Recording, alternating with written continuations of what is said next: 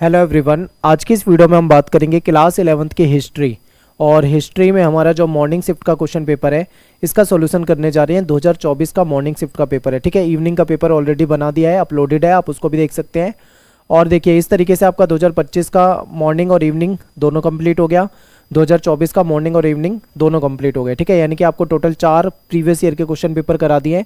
यहाँ से आपकी अच्छी प्रैक्टिस हो जाएगी। अगर आपको 2023 का भी पेपर चाहिए तो आप मुझे कमेंट में बताइए, ठीक है। मैं 23 का भी पेपर करा दूंगा।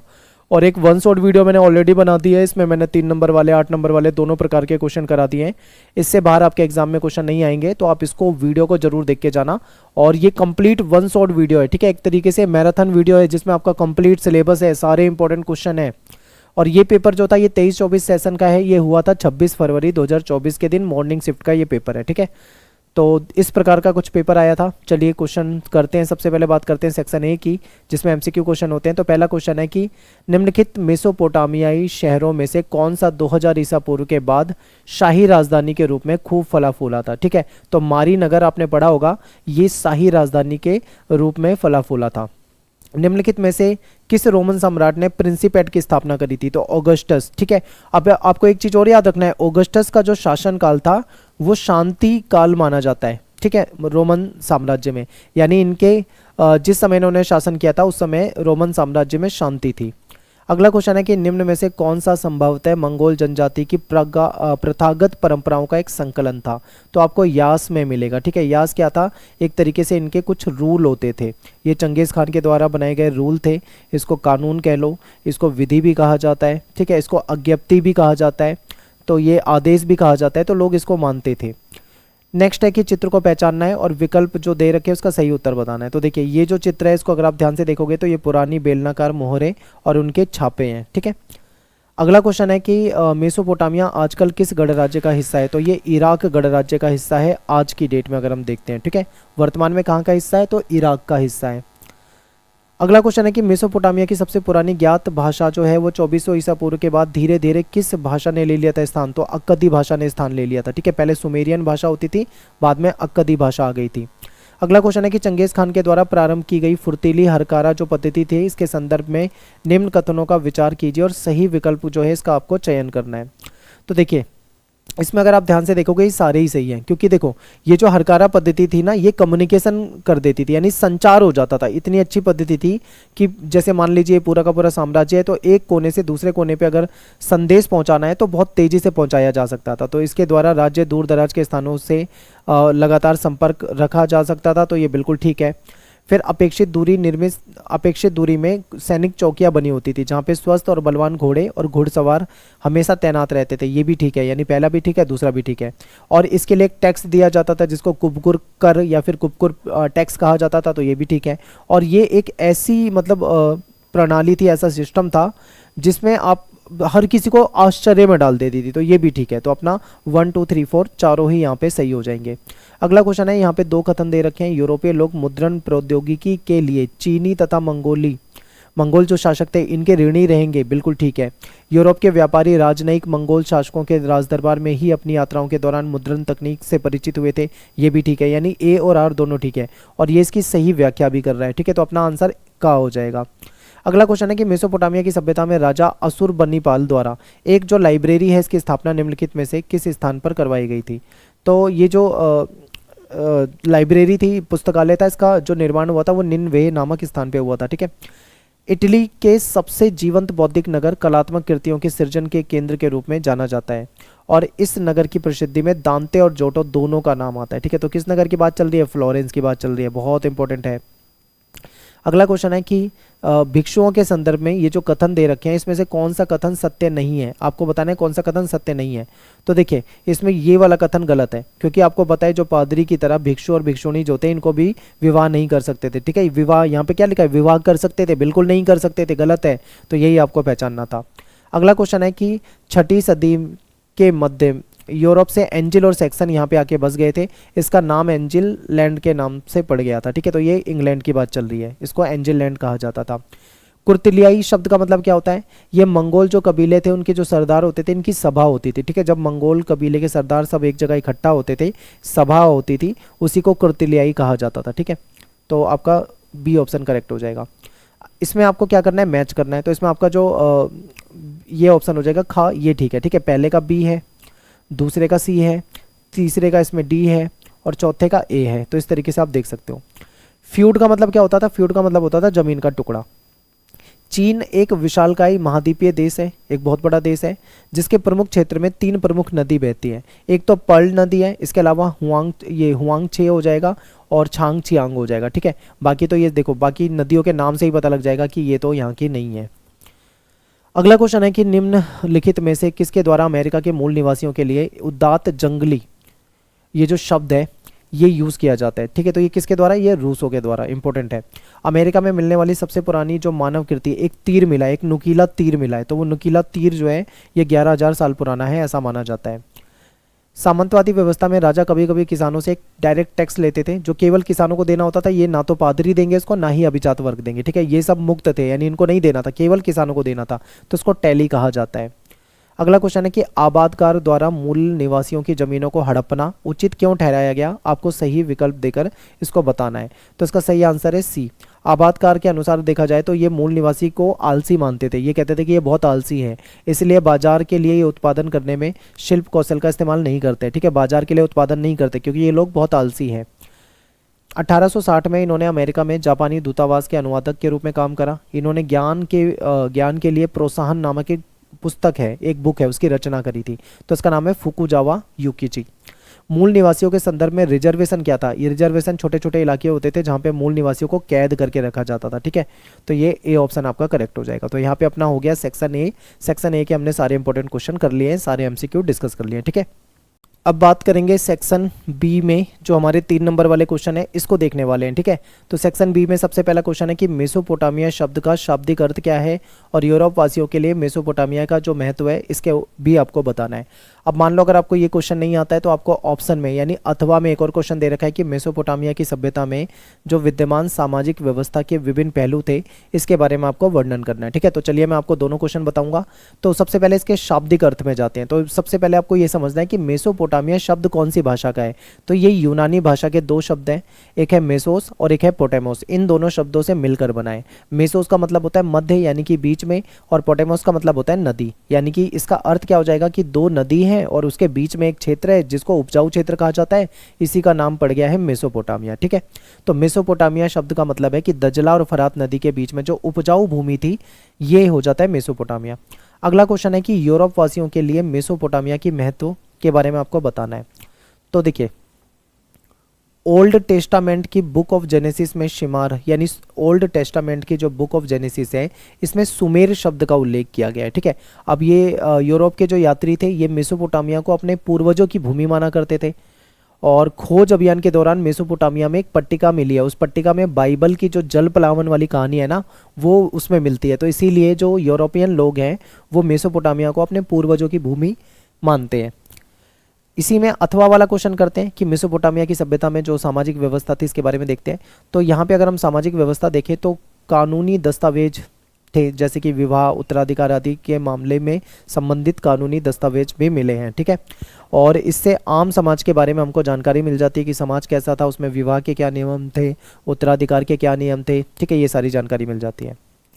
दूसरा है एकल परिवार, क्योंकि जो मेसोपोटामिया है यहाँ पे एक मतलब एक सिंगल न्यूक्लियर फैमिली वाला सिस्टम था। अगला है पिता परिवार का मुखिया। इसमें क्या होता था, पिता जो होता था वो परिवार का मुखिया होता था, हेड होता था परिवार का। नेक्स्ट है कि पिता की संपत्ति पुत्रों को मिलती थी, यानी कि पुत्री को संपत्ति नहीं मिल रही है। एक तरीके से पितृसत्तात्मक समाज है, क्योंकि हेड जो है वो परिवार का मुखिया जो होता है वो पुरुष होता है, और उसके मृत्यु के बाद उसके बच्चों में ही, लड़कों में, खासकर लड़कों में वो संपत्ति बांटी जाती है। विवाह की प्रक्रिया जो थी इसमें वर और जो वधू है दोनों की इच्छा और स्वीकृति चाहिए होती थी, यानी दोनों की इच्छा होनी चाहिए विवाह की और उनकी स्वीकृति भी चाहिए, यानी वो तैयार है या नहीं है। ठीक है, ये पूछ लिया जाता था। पिता द्वारा विदाई के समय नव वधु को उसके हिस्से की संपत्ति देना, ठीक है, वो गिफ्ट के रूप में उसको संपत्ति दे दिया करते थे। अगला क्वेश्चन है कि पहली और दूसरी शताब्दी रोमन साम्राज्य के लिए शांति, समृद्धि और आर्थिक विस्तार की प्रतीक थी, जबकि तीसरी शताब्दी जो है आंतरिक तनाव के सबसे बड़े संकेत लेकर सामने आई है।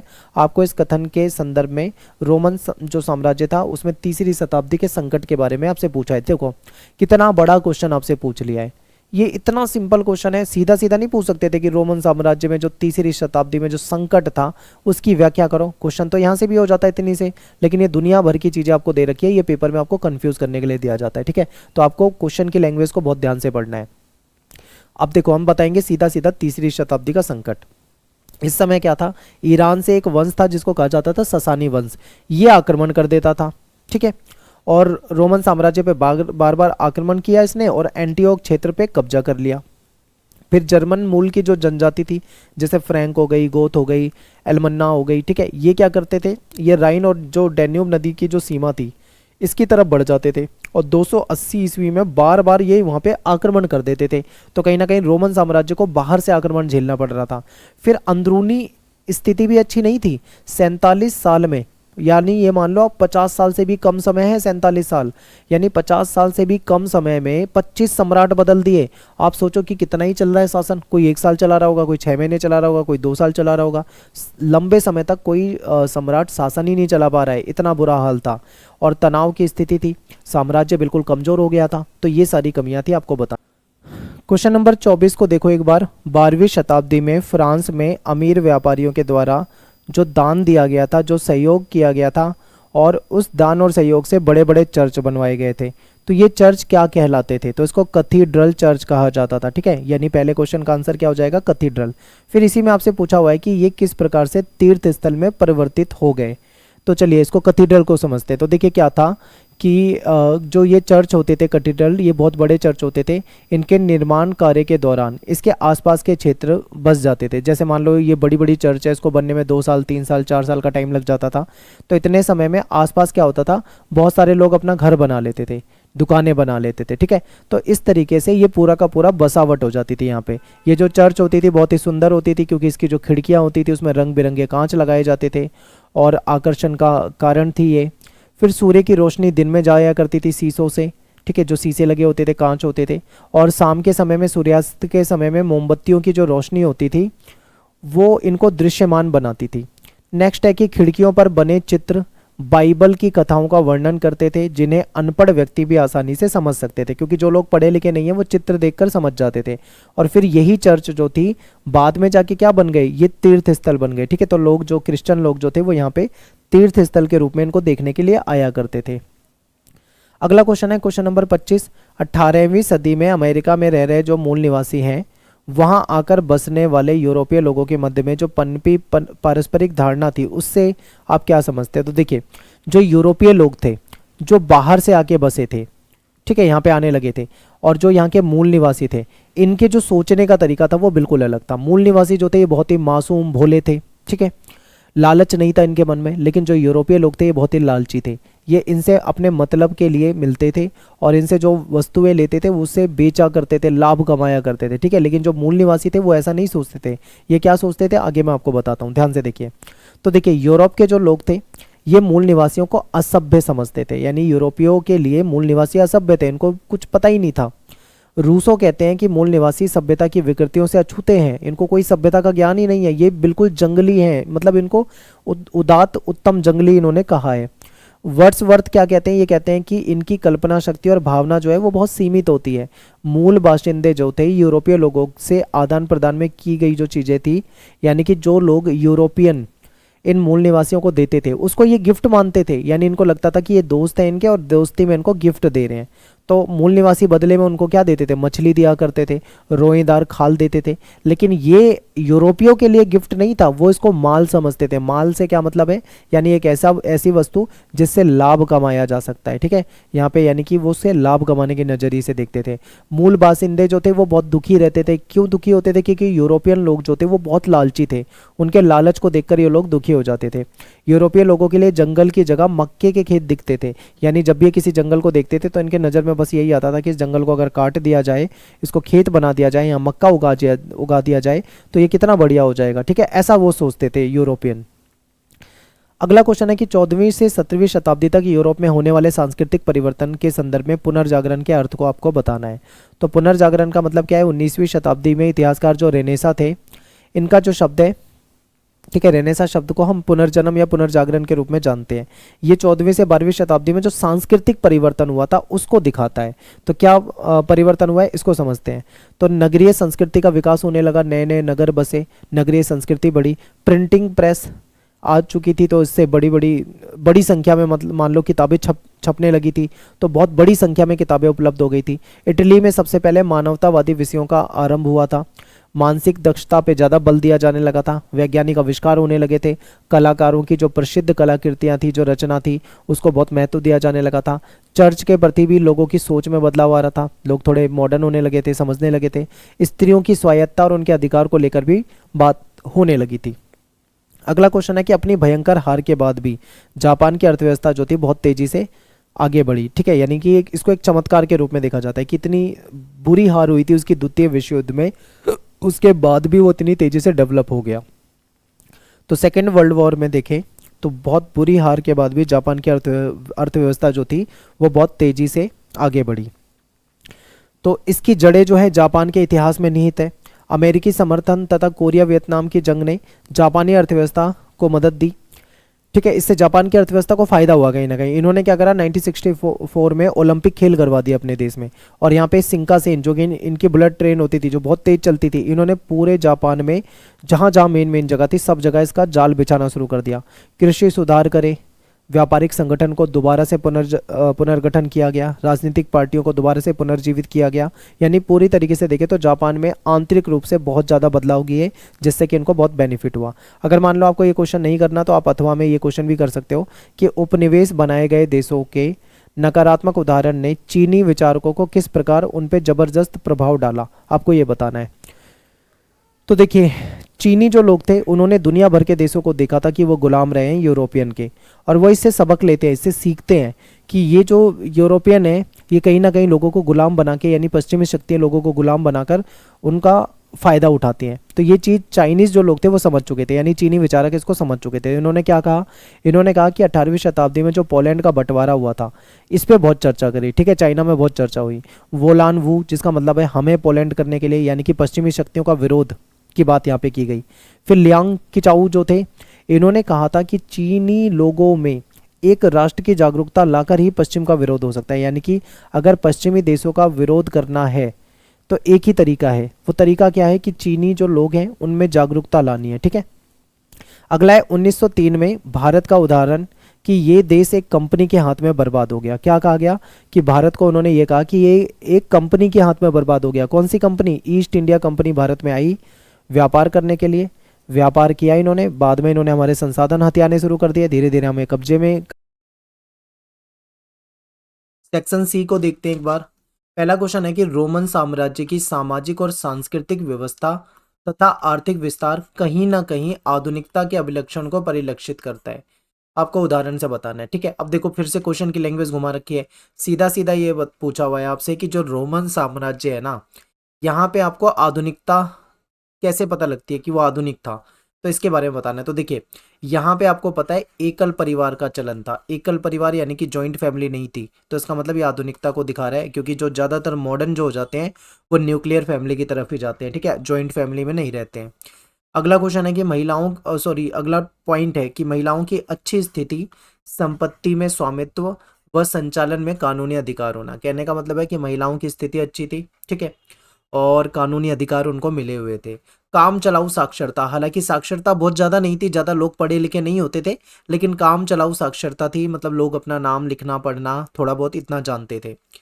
तलाक देना आसान था, और विवाह जो है वो परिवार के द्वारा किया जाता था। ठीक है, बहुत सारी भाषाएं बोली जाती थी। शहरी जीवन देखा जाए तो ज़्यादातर रोमन साम्राज्य में शहर नगर वगैरह ही होते थे।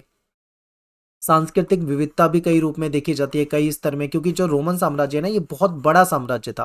तो यहाँ पे आपको कल्चर दिखेगा अलग अलग प्रकार का, और उसमें आपको अलग अलग तरीके के लोग दिखेंगे, रहन सहन, पहनावा, खान पान, सब कुछ आपको अलग दिखेगा। ठीक है, फिर धार्मिक समुदाय तथा स्थानीय देवी देवताओं में भी आपको विविधता दिखेगी, यानी अलग अलग प्रकार के देवी देवताओं को पूजा जाता था। वेशभूषा जो इनकी पहनावा रहन सहन था वो भी कई प्रकार का होता था। ठीक है, भोजन में भी विविधता थी, अलग अलग टाइप का भोजन किया जाता था, और कई मतलब अलग अलग प्रकार की अनेकों बस्तियों के रूप भी यहाँ पे देखने को मिलते हैं। फिर रोमन साम्राज्य तथा आर्थिक विस्तार। आर्थिक तथा आधारभूत ढांचा इनका काफी मजबूत था, और यहाँ पे देखा जाए तो यहाँ की भूमि जो थी वो सही थी, यानी कि उर्वरक, यानी कि उपजाऊ भूमि थी। ठीक है, उपजाऊ भूमि थी तो जाहिर सी बात है कि जो खाद्यान्न है, फसल है, वो अच्छी होती थी। बंदरगाह यहाँ पे अवेलेबल थे, क्योंकि समुद्र पार व्यापार होता था तो बंदरगाह होंगे ही होंगे। खान थी यहाँ पे, खदानें थी, ईंट के भट्टे हुआ करते थे, जैतून के तेल निकालने के लिए कारखाने वगैरह होते थे। ठीक है, ये सब यहाँ पे अवेलेबल था। फिर वाणिज्यिक और बैंकिंग प्रणाली। ठीक है, बैंकिंग प्रणाली बेहतरीन थी, व्यापार बहुत अच्छा था।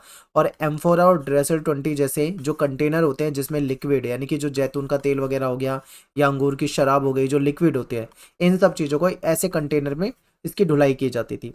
फिर धन का व्यापक प्रयोग, यानी पैसे का काफ़ी प्रयोग होता था अलग अलग क्षेत्रों में। और इसमें जो आयात निर्यात था वो विश्व स्तरीय था। ठीक है, मतलब एक से अधिक देशों में इनका आयात निर्यात होता था पूरे इंटरनेशनल लेवल पे।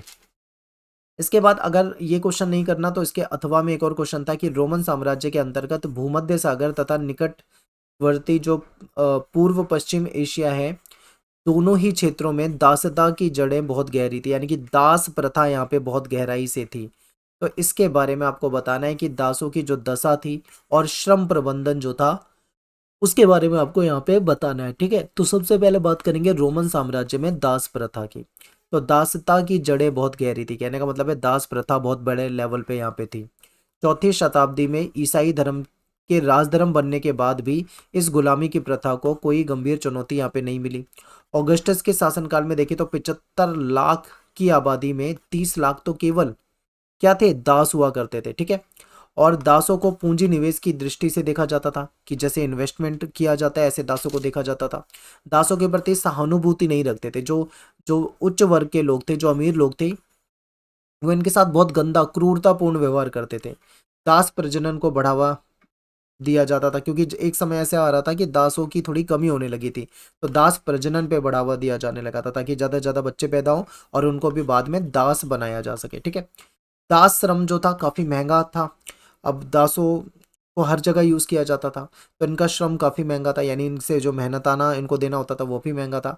इस वजह से वेतन भोगी मजदूरों का भी प्रयोग किया जाने लगा था। ठीक है, जो सैलरी पे मजदूर रखे जाते हैं इनका भी ये यूज करते थे। नेक्स्ट है श्रम प्रबंधन। ठीक है, यानी जो श्रम, यानी जो मेहनताना है, लेबर है, इसका मैनेजमेंट कैसे होता था।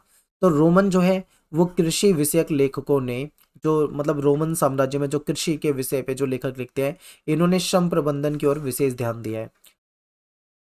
कोको मेला ने जमींदारों से सिफारिश की कि जहां पे उत्पादन हो रहा है, ठीक है, वहां पे लगातार बढ़ाने के लिए दुगनी संख्या में उपकरण या औजार को सुरक्षित रखा जाए। ठीक है, यानी जहां पे भी उत्पादन होता है वहां पे ज्यादा से ज्यादा मतलब औजार रखो, उससे क्या होगा, अधिक से अधिक उत्पादन करवाया जा सकता है।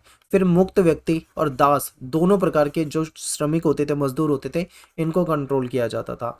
फिर निरीक्षक एक ऑब्जर्वर होता था जो नजर रखता था, क्योंकि उनको लगता था कि अगर दासों पे नजर नहीं रखी जाएगी तो वो काम चोरी करेंगे। ठीक है, तो इसलिए ऑब्जर्वर होता था। तो निरीक्षण को सरल बनाने के लिए जो कामगार थे, यानी मजदूर जो होते थे, ठीक है, इनको क्या करा, छोटे छोटे दलों में विभाजित कर दिया। जैसे मान लो 10 लोगों का एक टीम बना दी, 10 लोगों की एक टीम बना दी, 10 लोगों की एक टीम बना दी। अब इनको एक काम दे दिया, इनको कोई दूसरा काम दे दिया, इनको कोई तीसरा काम दे दिया, तो इन पे नजर रखना आसान होता है, तो इसलिए उनको क्या करा, छोटे छोटे दलों में विभाजित कर दिया। कोको मेला के अनुसार 10-10 लोगों का समूह होना चाहिए। दासों के पैरों में जंजीर डालकर एक साथ रखा जाता था, इनको बांध के रखा जाता था। ठीक है, अगला क्वेश्चन है, चंगेज खान की राजनैतिक दूरदर्शिता मध्य एशिया के स्टेपी प्रदेश और मंगोल जातियों का एक महासंघ मात्र बनाने से कहीं अधिक दूरगामी था। ठीक है, यानी चंगेज खान जो था वो बहुत राजनीतिक रूप से दूरदर्शी था, बहुत दूर की वो सोच के बैठा था। केवल एशिया के स्टेपी प्रदेश या फिर मंगोल जो जो जाति थी, ठीक है, उनको एक साथ लाना, इतना भर उसका उद्देश्य नहीं था, बल्कि इससे कहीं ज्यादा था। तो इसके बारे में आपको उसके सैन्य प्रबंधन के संदर्भ में बताना है। तो देखिए, चंगेज खान के जीवन वृत्त को समझते हैं। तो इसका जन्म 1162 ईस्वी में मंगोलिया में हुआ था, और जो बचपन का नाम था वो तेमुजिन था। अपने पिता के हत्यारे, शक्तिशाली ततार और कैराइट के विरुद्ध इन्होंने युद्ध छेड़ दिया। फिर क्या होता है कि 1203 में ओंग खान के खिलाफ युद्ध छेड़ा, उसको पराजित किया। 1206 में शक्तिशाली जमुका जो था उसको भी पराजित किया। तो जब इतने लोगों को पराजित कर दिया चंगेज खान ने, तो ये एक प्रभावशाली व्यक्ति बन गया। ठीक है, कुर्तलाई क्या होता था, इसके ये जो मंगोल जनजाति थी इनकी सभा होती थी, तो सभा के द्वारा चंगेज खान को समुद्री खान या सार्वभौम शासक की उपाधि दे दी गई और मंगोलों का महानायक उसको घोषित कर दिया गया। सशक्त तथा अनुशासित सैन्य शक्ति थी इनके पास। 1209 में सीसिया लोग जो थे इनको परास्त कर दिया। ठीक है, फिर 1213 में चीन की जो महान दीवार थी उसका अतिक्रमण किया। 1215 में पीकिंग नगर जो था उसको लूट लिया। तो अगर उसके जीवन काल को अगर हम ध्यान से देखें तो हमको बस यही लगेगा कि इसने पूरा जीवन जो था वो केवल युद्ध लड़ने में बिता दिया। ठीक है, और 1227 में जाके चंगेज खान की हो जाती है डेथ। इसका सैन्य प्रबंधन देखते हैं तो सेना में इसने कुशल घुड़सवार जो थे वो भर्ती कर रखे थे। सेना जो थी तीरंदाजी करती थी चलते घोड़ों में। ठीक है, यानी इनका जो तीरंदाजी का कौशल था, स्किल थी, वो बहुत दमदार थी, क्योंकि दौड़ते हुए घोड़े पे बैठकर भी ये तीरंदाजी कर लेते थे। सशक्त और अनुशासित सैन्य शक्ति थी इनके पास, घेराबंदी यंत्र था। ठीक है, और बमबारी वगैरह, वो नेपथा बमबारी वगैरह करते थे ये। ठीक है, नेपथा बमबारी क्या होता था, एक कुछ केमिकल टाइप का होता था, जेली टाइप का, उसको वो आग बहुत तेजी से पकड़ता था। ठीक है, तो ये क्या करते थे, आग लगा दिया करते थे सीधा। अभियानों में हल्के जो उपकरण होते हैं वो यूज करते थे। इसके बाद जो नवीन सैनिक इकाइयां थी इसका निर्माण करा, नई नई सैनिक यूनिट बनाई। और इनके पास जो सबसे बड़ी सैनिक यूनिट थी वो 10,000 सैनिक की होती थी। ठीक है, जिसको तुमन कहा जाता था। इनके पास एक हरकारा पद्धति थी जो बहुत तेजी से कम्युनिकेशन कर सकती थी, यानी कि मान लो ये साम्राज्य है तो एक स्थान से दूसरे स्थान तक आसानी से पहुंचाया जा सकता था। ठीक है, चार पुत्रों के अधीन नवीन सैनिक टुकड़ियों को नोयान कहा जाता था। मौसम की इनको सही जानकारी भी होती थी, इसी हिसाब से ये युद्ध लड़ते थे। अगला क्वेश्चन है, आज स्वतंत्र राष्ट्र के रूप में पहचान बनाने जा रहे मंगोलिया में चंगेज खान एक बार फिर से मंगोलों के लिए आराध्य व्यक्ति, यानी मंगोल आज भी उसको पूजते हैं। ठीक है, जो महान अतीत की स्मृतियों को जागृत करके राष्ट्र की पहचान बनाने की दिशा में शक्ति प्रदान करने के साथ साथ राष्ट्र को भविष्य की ओर ले जाएगा। तो इस कथन के आधार पर आपको चंगेज खान और मंगोलों के स्थान के बारे में बताना है।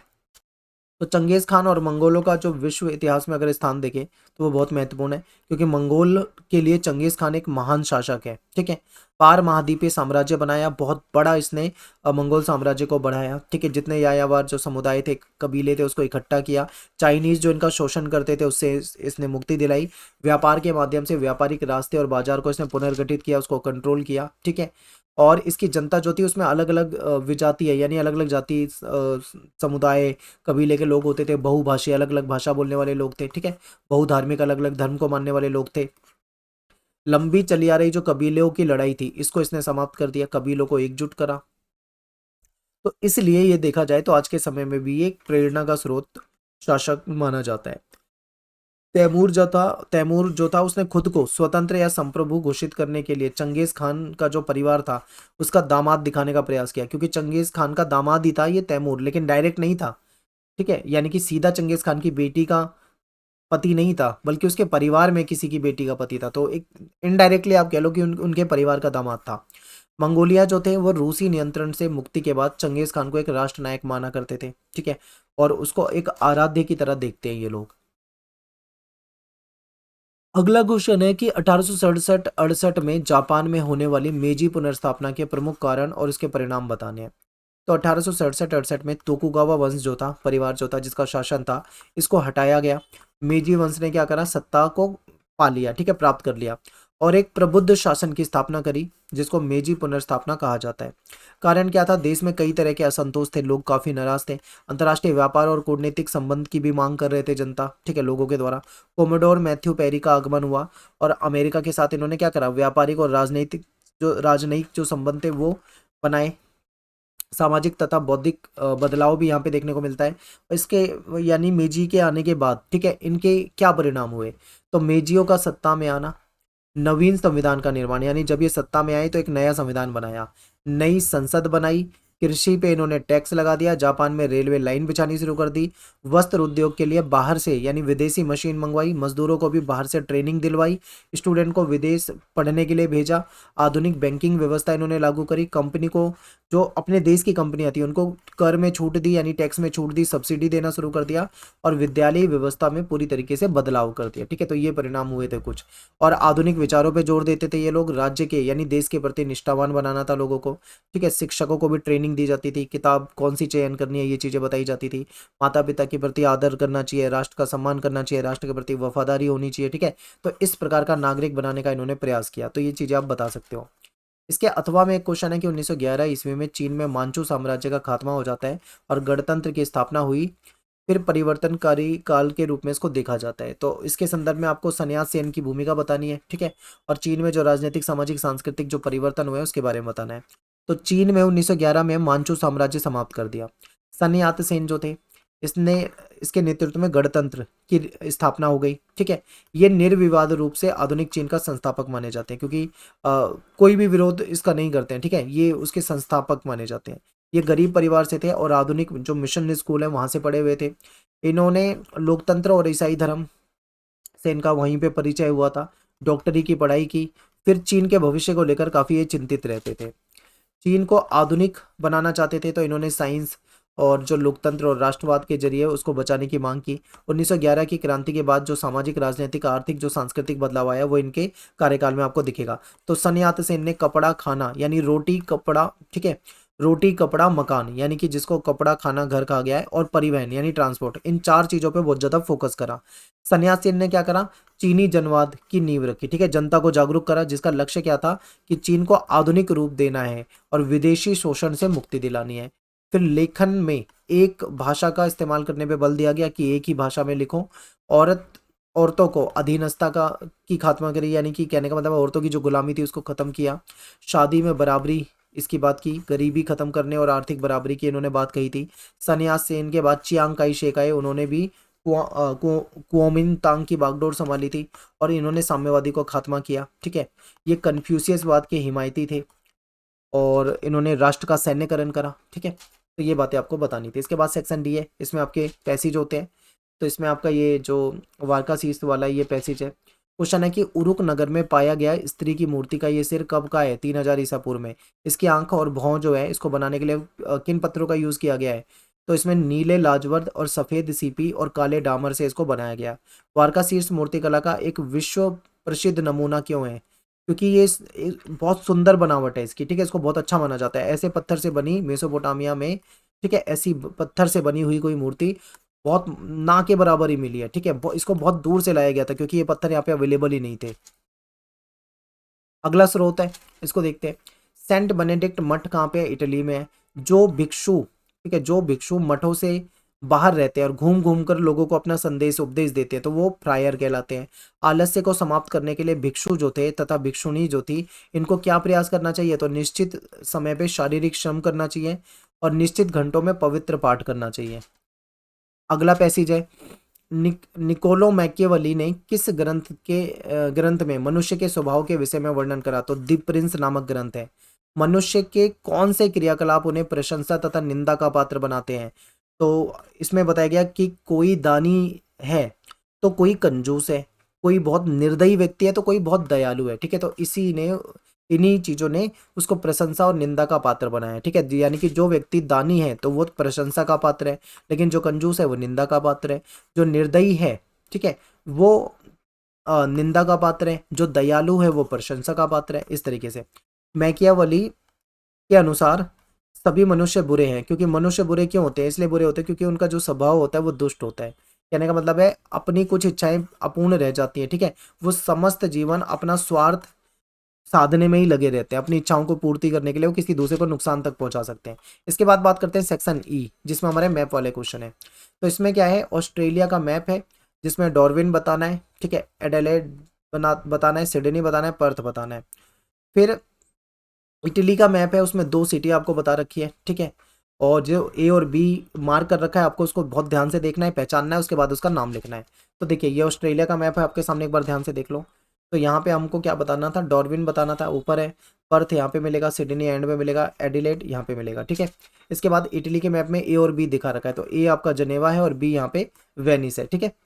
तो यहाँ पे अपना ये जो था पेपर खत्म हो जाता है। अभी लास्ट में एक क्वेश्चन बच गया, इसको भी करा देता हूँ। ऑस्ट्रेलिया में मूल निवासियों के कितने समुदाय थे, तो 350 से 750 के करीब समुदाय थे। ऑस्ट्रेलिया में मूल निवासी कहाँ से आए थे, न्यू गिनी के आसपास से आए थे। ऑस्ट्रल शब्द का मतलब होता है दक्षिण, ठीक है, दक्षिणी भाग।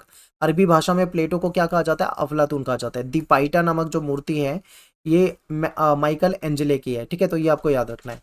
तो यहाँ पे अपना ये खत्म हो जाता है क्वेश्चन पेपर। ये वीडियो जरूर देख लेना पेपर से पहले, इसमें मैंने सारे important most important question 3 number 8 number वाले करा दिए हैं, तो पेपर से पहले इसको आपको देख के जाना है, ठीक है। आप मुझे इंस्टा पे फॉलो कर सकते हो, सत्येंद्र प्रताप मेरा नाम है, और इंस्टाग्राम पे आप मुझे एकलव्य स्टडी पॉइंट इस नाम से सर्च कर सकते हैं। कुछ डाउट हो तो पूछ सकते हैं, टाइम निकाल के आपको रिप्लाई करने का पूरा प्रयास करूंगा। वीडियो पसंद आए लाइक करें, कमेंट करें, शेयर करें, सब्सक्राइब कर लें। और ऐसे क्वेश्चन पेपर आपको सोल्यूशन जो है कंप्लीट शायद ही मिलेंगे कहीं पे, ठीक है। आप आराम से इन वीडियोस को देखो। मैंने 2025 के सारे पेपर करा दिए आपको मॉर्निंग इवनिंग के, 2024 के सारे करा दिए मॉर्निंग इवनिंग के, ठीक है। कमेंट करोगे तो मैं 2023 के भी करा दूंगा।